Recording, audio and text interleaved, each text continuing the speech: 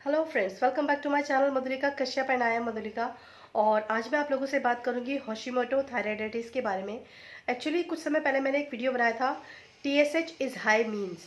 तो इस वीडियो में आप लोगों ने जो मुझे कमेंट किए वो बहुत ही अच्छे लगे मुझे, क्योंकि उसमें मैंने बोर्ड पर आप लोगों को पूरी तरीके से समझाया है कि किस तरीके से आपका TSH जो है हाई हो जाता है, T3 T4 नॉर्मल होता है, और ऐसी कंडीशन कब आती है और उसमें आपको क्या करना चाहिए, उसके जो बेसिक कॉज होते हैं वो क्या होते हैं जब आपकी ऐसी रिपोर्ट आती है। और मेरा जो उस वीडियो को बनाने का जो मकसद था वो भी यही था कि आज 80% लोग जो है वो थायराइड की चपेट में है, स्पेशली जो हाउसवाइफ हैं वो तो बहुत ज़्यादा इसकी चपेट में है।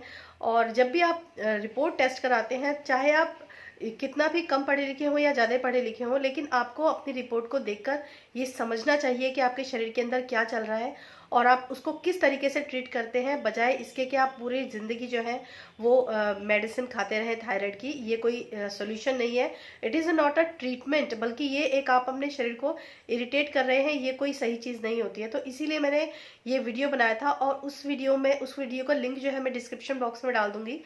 उस वीडियो में मैंने जो थर्ड कॉज बताया था आप लोगों को, वो बताया था कि जब आपके शरीर के अंदर की जो एंटीबॉडीज होती है वो ही आपके थायराइड ग्लैंड को डैमेज करने लग जाती है। यानी कि आपका जो पिट्यूटरी ग्लैंड होता है वो TSH का सिक्रीशन बिल्कुल सही करता है, और TSH सिक्रीट होकर आपके जाता है थायराइड ग्लैंड में, और थायराइड ग्लैंड जो होता है फिर T3 T4 को कंट्रोल करता है वापस, उनका सिक्रीशन में उनका मदद करता है आयोडीन की हेल्प से।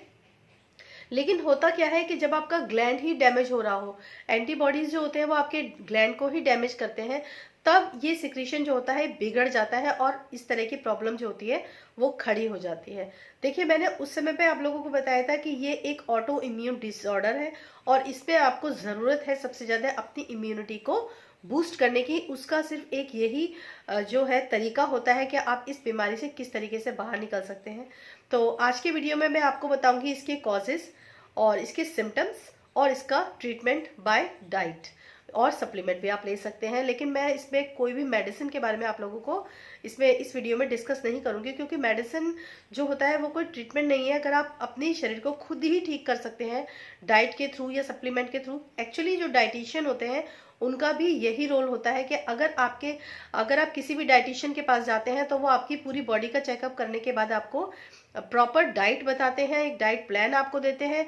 उसमें अगर ज़रूरी होता है तो कुछ आपको सप्लीमेंट भी दिए जाते हैं, उसी के थ्रू वो आपको ठीक करते हैं। लेकिन मेडिसिन कोई चीज़ नहीं देते हैं, ऐसी कोई चीज़ आपको नहीं देते हैं। वही कोशिश मेरी भी रहती है कि आप लोग मेडिसिन से दूर रहें।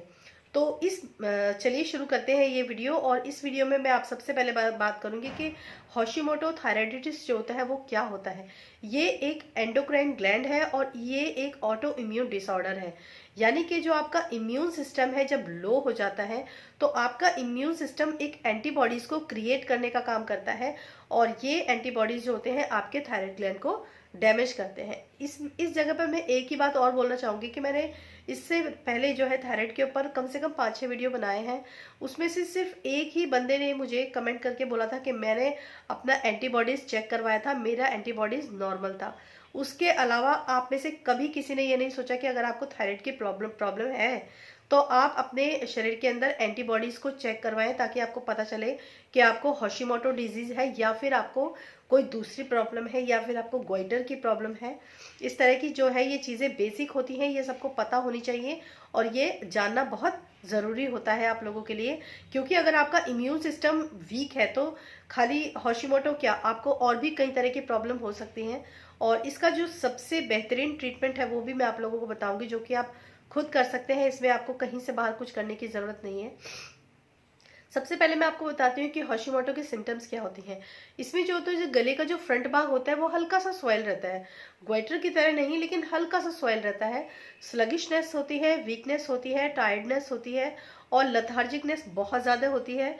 और आपका जो ये हेयर लॉस बहुत ज़्यादा होता है, और वेट गेन बहुत ज़्यादा होता है। टेम्परेचर जो होता है बॉडी का काफ़ी लो रहता है, और आपकी जो पल्पिटेशन होती है वो भी स्लो रहती है, और हाथ पैर जो होते हैं वो काफ़ी ठंडे रहते हैं। तो इस तरीका का जो मैंने वीडियो बनाया, मतलब जो मैंने एक वीडियो भी बनाया था कि इस तरह के सिम्टम्स अगर आपके अंदर होते हैं तो आप बजाय एलोपैथिक ट्रीटमेंट के आप होम्योपैथिक ट्रीटमेंट भी ले सकते हैं।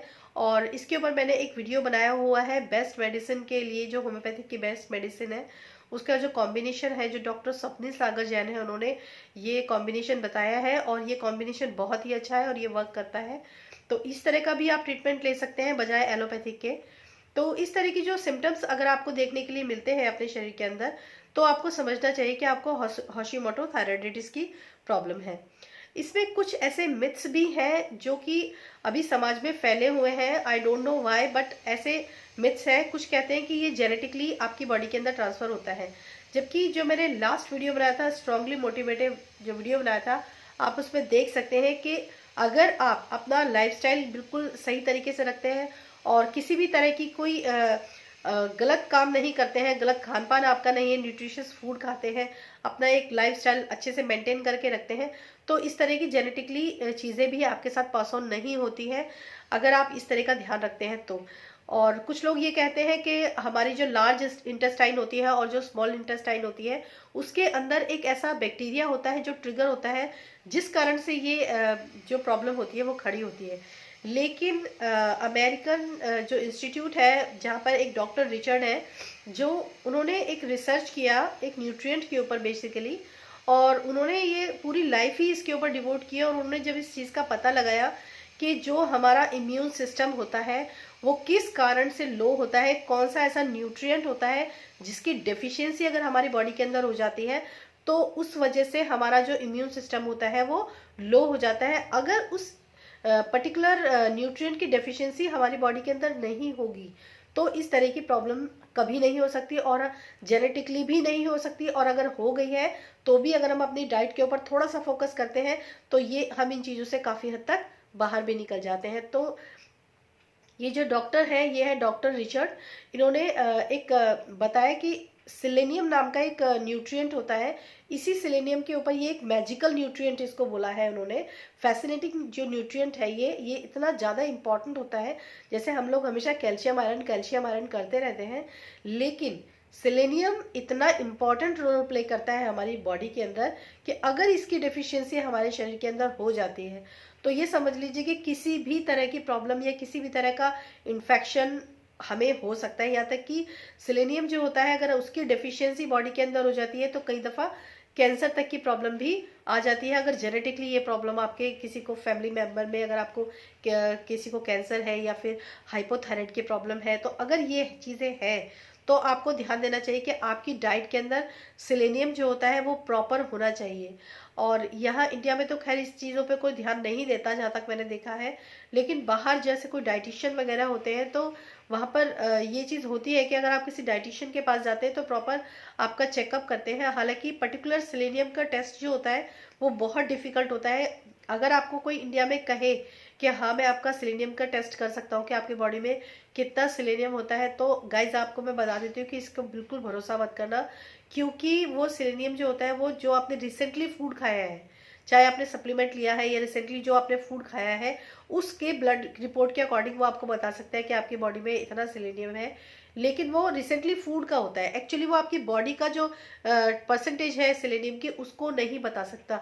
लेकिन आपको ये बता देती हूँ मैं कि इसका टेस्ट भी होता है बाहर, बहुत कॉस्टली होता है। और सबसे अच्छी बात है कि अगर आपके अंदर ऐसे सिम्टम्स हैं, आपको कोई भी ऑटो इम्यून डिजीज़ है, जैसे कि अगर कोई भी सीलियक डिजीज, अगर आपको थायराइड की प्रॉब्लम है और उसके साथ आपको किसी तरह से एलर्जी भी होती है, जैसे कोई वेदर चेंज होने से अचानक आपके साथ प्रॉब्लम खड़ी हो जाती है, या फिर आपको डस्ट से प्रॉब्लम होने लग जाती है, या फिर आपको पोलन से एलर्जी होने लग जाती है, इस तरह की कोई भी प्रॉब्लम हो जाती है, तो समझ लीजिए कि आपकी बॉडी के अंदर जो सेलेनियम की मात्रा है वो बहुत कम है। तो अब जो मेन इसका जो बेसिक ट्रीटमेंट है वो है आपका सेलेनियम डाइट। तो सेलेनियम डाइट लेना बहुत ज़रूरी है। अगर आप अपनी शरीर के अंदर सेलेनियम को बैलेंस करके चलते हैं, तो आपको इस तरह की प्रॉब्लम नहीं आएगी। तो इसमें मैं सप्लीमेंट के बारे में तो इसलिए नहीं कह सकती आप लोगों को लेने के लिए। वैसे आप चाहे तो 1 वीक या 10 डेज या 15 डेज तक आप सप्लीमेंट भी ले सकते हैं, उससे आपको बहुत फ़ायदा होता है। लेकिन अगर आप अपनी डाइट का एक रूटीन बनाएं, जो अभी आपको मैं बताऊंगी कि सेलेनियम जो होता है वो किन किन चीज़ों में हाई होता है, अगर मैं आपको एक थोड़ा सा बताऊंगी तो आप खुद समझ जाएंगे कि कौन कौन सी चीज़ें हैं जो आपको अपनी डाइट में ऐड करनी चाहिए।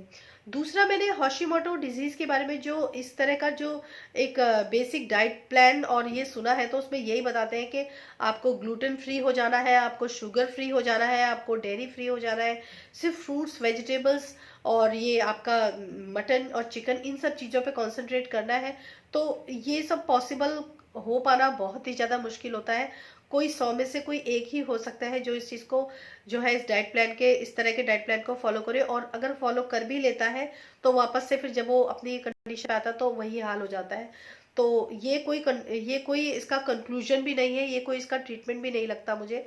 जो मुझे लगता है वो यही है कि अगर आप अपने शरीर के अंदर सेलेनियम की डेफिशिएंसी को ख़त्म कर देते हैं, सेलेनियम आपके शरीर के अंदर प्रॉपर है, तो आपको किसी भी तरह का ऑटोइम्यून डिसऑर्डर हो ही नहीं सकता।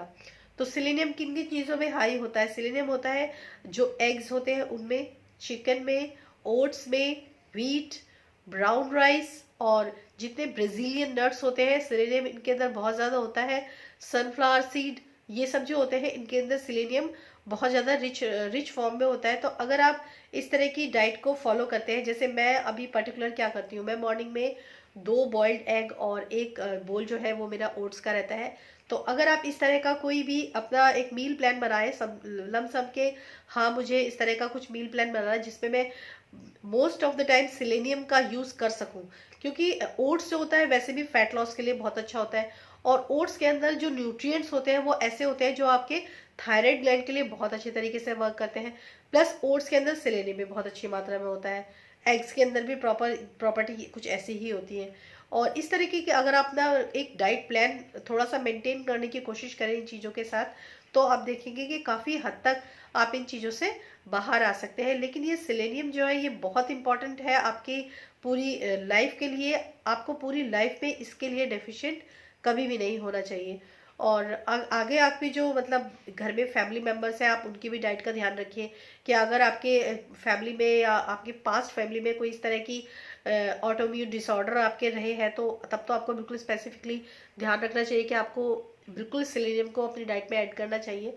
वैसे मैं इसके ऊपर एक स्पेसिफिक वीडियो ज़रूर बनाऊंगी, क्योंकि ये इतना इम्पॉर्टेंट न्यूट्रिएंट है कि आप लोगों को ये जानना चाहिए, और ये कि जेन्युइन इन्फॉर्मेशन है, और इस चीज़ को आप फॉलो कीजिए। और इसके बाद जो मैं एक वीडियो और बनाऊंगी वो भी बहुत ही अच्छा है, उसको आप ज़रूर देखना, और जो वीडियो का लिंक मैं आपको डिस्क्रिप्शन बॉक्स में दूंगी वो भी आप ज़रूर देखना। फिर मिलती हूँ मैं अपने नेक्स्ट वीडियो में। Till then, bye bye.